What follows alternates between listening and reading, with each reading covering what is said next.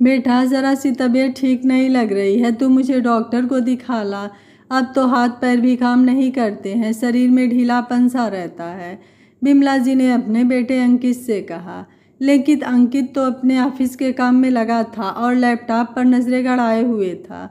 अपनी माँ की बात सुनकर भी वो सुन नहीं रहा था। 5 मिनट तक बिमला जी उसकी ओर आशा भरी दृष्टि से देखती रहीं, पर उसने कोई जवाब नहीं दिया। तभी अंदर से अंकित की पत्नी मेघा बाहर आती है। ओ, आप फिर बाहर आ गई? आप अपने कमरे में अच्छे से बैठ नहीं सकती हैं क्या? बार बार आकर इन्हें परेशान करना ज़रूरी है क्या? यूँ तो कहेंगी कि हाथ पैर में दर्द है और यूँ दिन भर घर में घूमते रहेंगी। अब ये ऑफिस का काम करेंगे या आपकी सेवा में बैठे रहेंगे? ससुर जी तो हमारे लिए कोई खजाना नहीं छोड़ कर गए हैं, अब इनकी कमाई से ही घर चलता है, तो इन्हें चैन से काम करने दो। मेघा का गुस्सा देखकर बिमला जी अंदर अपने कमरे में आकर लेट गईं। अब दर्द के मारे नींद भी नहीं आती है। एक तो दर्द, उस पर बुढ़ापे का शरीर। नींद आंखों से गायब हो रही थी। अंकित सुबह भी जल्दबाजी में रहता है और शाम को आते ही लैपटॉप में लग जाता है। आखिर अपनी पीड़ा किससे कहूँ? जब बेटे को ही फुर्सत नहीं है तो बहू से क्या उम्मीद करूँ? बिमला जी की आंखों के कोर गीले हो गए। शरीर भी साथ नहीं देता और उनका बेटा भी उनसे दूर हो गया था। उसे अपने बूढ़े माँ की ज़रा भी परवाह नहीं थी। वो अपने ऑफिस, घर, बच्चों की दुनिया में ही व्यस्त रहता था। माँ तो उसकी दुनिया में आती ही नहीं थी। अगली सुबह बिमला जी बिस्तर से नहीं उठी, दर्द से कराहती रहीं। सुबह के 10 बज गए पर किसी ने चाय पानी भी नहीं पूछा। आज तो रविवार था, सही देर तक सोते हैं, पर 8 बजे तक तो उठ ही जाते हैं। बिमला जी धीरे धीरे हिम्मत करके उठी और फिर कमरे के बाहर गईं तो देखा अंकित अपने बच्चों और पत्नी के साथ समोसे जिलेबी का नाश्ता कर रहा था, पर किसी ने उन्हें खाने के लिए पूछा तक नहीं। बिमला जी रसोई में गई और पानी लेने लगी तो वही फ्रिज का पानी था। इतनी गर्मी में बोतल का पानी भी गर्म हो जाता है। वो फ्रिज का पानी पीती नहीं है और बोतल के पानी से प्यास बुझती नहीं है।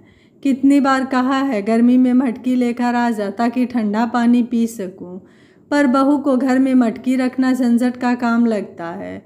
बुढ़ापे में बेटे बहू ने पानी के लिए भी तरसा दिया है। एक बार उन्होंने टोक दिया तो मेघा बोली, मम्मी जी, हमारे साथ रहना है तो अपने नखरे छोड़ दीजिए।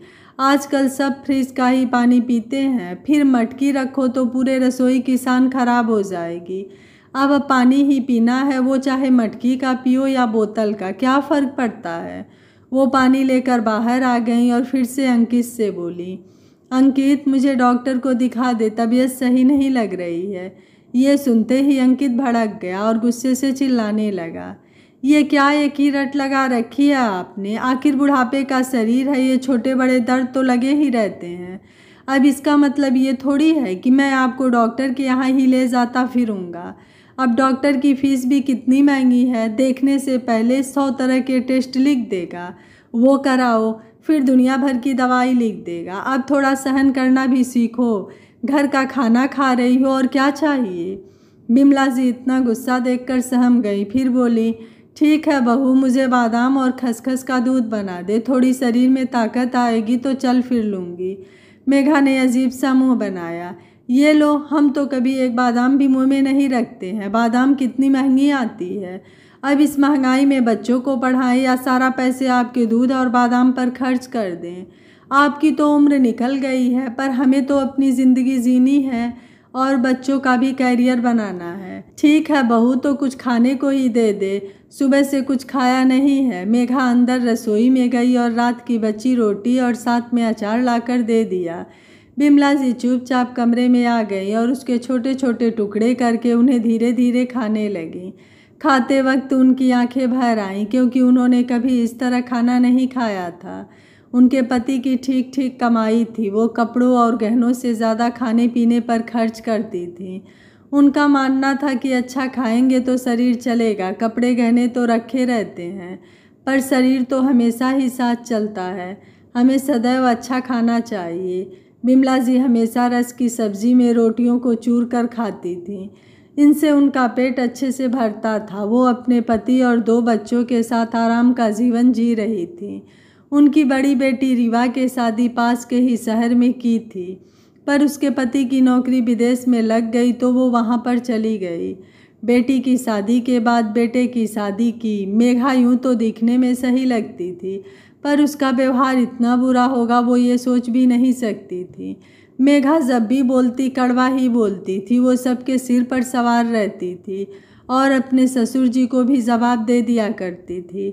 ससुर जी को अचानक लकवे का अटैक आया और वो दुनिया से चले गए। अपने पिता की मृत्यु पर रीवा विदेश से आई थी और माँ को साथ चलने को कहा था, पर बिमला जी ने मना कर दिया कि जब मेरे बेटे बहू हैं तो मैं बेटी के घर नहीं जाऊंगी, अब तो इन्हीं के साथ रहूंगी। बिमला जी ने सोचा था कि अपने ससुर जी को खोने के बाद मेघा में कोई बदलाव आएंगे, पर वो तो और भी ज़्यादा कड़वी हो गई। बेटे ने भी विधवा बूढ़ी माँ का दर्द नहीं समझा और बहू के बहकावे में आकर उन पर भी मानसिक अत्याचार करने लगा। एक दिन बिमला जी मंदिर में पूजा कर रही थी और उन्होंने ईश्वर को प्रसाद चढ़ा दिया। उन्हें भूख लग रही थी और बहू है कि खाने को नहीं दे रही थी। उन्होंने कटोरी में रखा प्रसाद खा लिया। उन्हें प्रसाद खाकर मेघा ने कमरे में आते हुए देख लिया। ये देखते ही वो फिर से गुस्सा हो गई। मम्मी जी, आपको शर्म नहीं आनी चाहिए, आप तो प्रसाद ही चोरी करके खा रही हो, तो और भी न जाने क्या क्या खाती होंगी। मुझे तो पता ही नहीं था, मैं तो आपको रसोई में ऐसे ही जाने देती थी, पर आज के बाद आप मेरी रसोई में कदम नहीं रखेंगी और ना ही भगवान के मंदिर में प्रसाद चढ़ाओगी। इतना अपमानित होने के बाद आज बिमला जी फूट फूट कर रो पड़े। उनसे आजकल भूख सहन नहीं होती थी, हर थोड़ी देर में भूख लगती थी। जब बहू ने देर तक खाने को नहीं दिया तो उन्होंने प्रसाद खा लिया। इस तरह रोज़ रोज़ के अपमान से वो परेशान हो चुकी थी, लेकिन उन्हें कुछ समझ नहीं आ रहा था, क्योंकि उन्हें तो रहना बेटे बहू के साथ था। मेघा उन्हें रसोई में खाना नहीं बनाने देती थी, पर बाहर के सारे काम वो करवाती थी। झाड़ू पोछा और बर्तन के साथ सब्जियां काटना, कपड़े सुखाना और कपड़े समेटना। अब इस उम्र में बिमला जी थक जाती थी और उतनी सफाई से काम नहीं कर पाती थी। जब वो पूरा काम कर लेती थी तब भी मेघा उन्हें ताने देती रहती थी। ज़्यादा काम करने की वजह से उनके हाथ पैरों में दर्द रहने लगा था, लेकिन दोनों बिमला जी की थोड़ी भी परवाह नहीं करते थे। उन्हें ढंग से खाना पीना नहीं मिल पाता था। अंकित और मेघा दोनों अपनी ही दुनिया में व्यस्त रहते थे। घर में बिमला जी के होने ना होने से उन्हें कुछ फर्क नहीं पड़ता है। बिमला जी घर में पड़े पुराने सामान की तरह थी, जिसकी कोई कद्र नहीं थी। दोनों अपने बच्चों की हर इच्छा को पूरी करते थे, पर बिमला जी की ज़रूरतों की भी उपेक्षा कर देते थे। बिमला जी का चश्मा टूट गया था। वो 2 महीने से टूटे चश्मे से काम चला रही थी, पर अंकित ने नया चश्मा बनवा कर नहीं दिया। उनकी साड़ियाँ पुरानी हो गई थी, चप्पलें भी घिस गई थी। वो इन सब खर्चों के लिए पूरी तरह से बेटे बहू पर निर्भर थी, क्योंकि पति की कोई पेंशन नहीं मिलती थी। इसी बीच बिमला जी की छोटी बहन ने घर में पूजा रखवाई और उन्हें आने का न्योता दिया। उनका भी जाने का मन था, क्योंकि घर में उन्हें घुटन महसूस होती थी। फ़ोन पर वो जब भी किसी से बात करती थी तो मेघा सामने खड़ी रहती थी और वो ज़्यादा देर तक बात नहीं कर पाती थी। रीवा के फ़ोन आने पर वो कुछ नहीं बोलती थी। रीवा से मिले हुए भी 3 साल हो गए थे। अब बहन ने बुलाया तो वो खुश हो गईं, क्योंकि उनका भी अपनी बहन से मिलने का बड़ा मन था। अंकित ट्रेन के टिकट बनवा रहा था, तभी मेघा आ गई। अरे, एसी में टिकट बनवाने की क्या ज़रूरत है, स्लीपर में ही चली जाएंगी, पूजा में ही तो जाना है, बेकार ही खर्चा क्यों करना। अंकित ने भी स्लीपर में टिकट बनवा दिया। बिमला जी जब ट्रेन में बैठी तो उन्होंने चैन की सांस ली, वरना कितने महीनों से वो जेल की ज़िंदगी जी रही थी। ट्रेन से उतरी ही थी कि उनकी बहन का बेटा उन्हें लेने आ गया। इतना सम्मान पाकर वो बहुत खुश हुई। पूजा का घर था और रौनक भी थी। वहाँ जाकर सबसे मिली। जब छोटी बहन ने उन्हें गले लगाया तो वो फूट फूट कर रोने लगी, जैसे आज दिल का सारा गुबार ही निकल जाना था। शाम को घर में छोटी सी पूजा थी। पंडित जी ने पाठ कराया और सबने प्रसाद ग्रहण किए। थोड़ी देर बाद उनकी नज़रें ऊपर उठी तो देखा सामने रीवा खड़ी थी। अपनी बेटी को सामने पाकर वो रोने लगी और उसे कसकर गले लगा लिया। मम्मी, अब मत रो, मैं आ गई हूँ और अब आपको मेरे साथ विदेश चलना ही होगा। मैं आपको यहाँ छोड़कर नहीं जा सकती हूँ। आप मुझसे जब भी बात करती थी तो पता लग जाता था कि आप खुश नहीं हो। मेरे लिए आपका खुश रहना बहुत ज़रूरी है, इसलिए मैं आपको लेने आई हूँ। रीवा की बात सुनकर बिमला जी बोली, लेकिन ऐसे कैसे अचानक तू यहाँ आ गई? अच्छा, तुझे भी मौसी ने बुलाया होगा। नहीं, मैंने मौसी को कहा था कि आप पूजा रखवाइए ताकि मम्मी यहाँ आ सकें। मैंने आपका टिकट बनवा लिया है और अब आपको मेरे साथ में चलना है। मुझे सब पता है कि भैया भाभी आपके साथ कैसा व्यवहार कर रहे हैं। मैंने आस पड़ोस से मालूम किया है। क्या तू घर के आस पड़ोस में जाकर आ गई और घर नहीं आई? अंकित और मेघा से मिल तो लेती। नहीं मम्मी, मैं उन दोनों को कभी माफ़ नहीं कर पाऊंगी और मैं उन दोनों से मिलना भी नहीं चाहती। जिन्होंने मेरी मम्मी को इतनी तकलीफ़ दी, मैं उनका चेहरा भी देखना नहीं चाहती हूँ। तभी बिमला जी ने पूछा, तू मुझे घर से भी लेकर जा सकती थी, यहाँ मौसी के घर बुलाने की क्या ज़रूरत थी? मम्मी, यहाँ मौसी की समाज में अच्छी जान पहचान है और इनके जेठ जी का बेटा वकील है। मैंने उनसे सारी बात कर ली है। भले ही पापा कुछ नहीं छोड़ कर गए हों, पर वो ये मकान तो छोड़ कर गए हैं जहाँ पर आप रह रहे हो, और ये घर तो आपके नाम पर ही, आप घर की मालकिन हो, फिर भी आपके साथ गलत व्यवहार हो रहा है।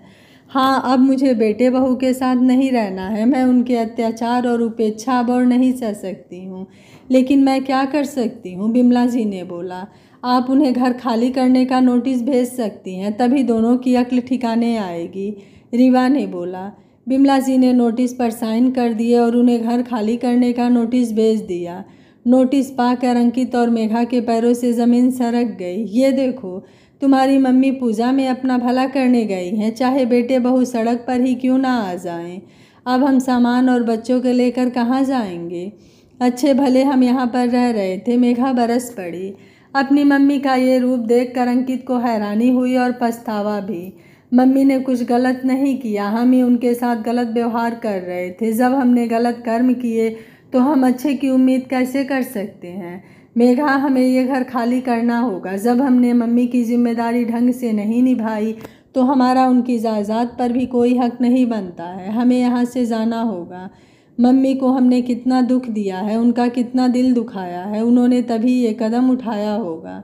नोटिस का जवाब आ चुका था। अंकित और मेघा ने घर खाली कर दिया।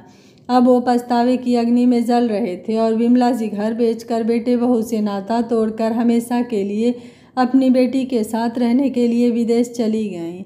बाद में बेटे को भी ये पता चला था कि बहन ने ही ये सारा कांड रचा था। उसे अपने आप पर बहुत शर्म आ रही थी, क्योंकि वो अपनी बहन से नज़रें मिलाने के काबिल नहीं रह गया था। उसे अब समझ में आ गया था कि माता पिता को उपेक्षित करने का दंड हर युग में बच्चों को भोगना ही पड़ता है। आशा है यह कहानी आपको ज़रूर पसंद आई होगी। वीडियो पसंद आया है तो वीडियो को लाइक, शेयर एंड चैनल को सब्सक्राइब कर लीजिएगा। Thank you for watching. मिलते हैं अगली कहानी में।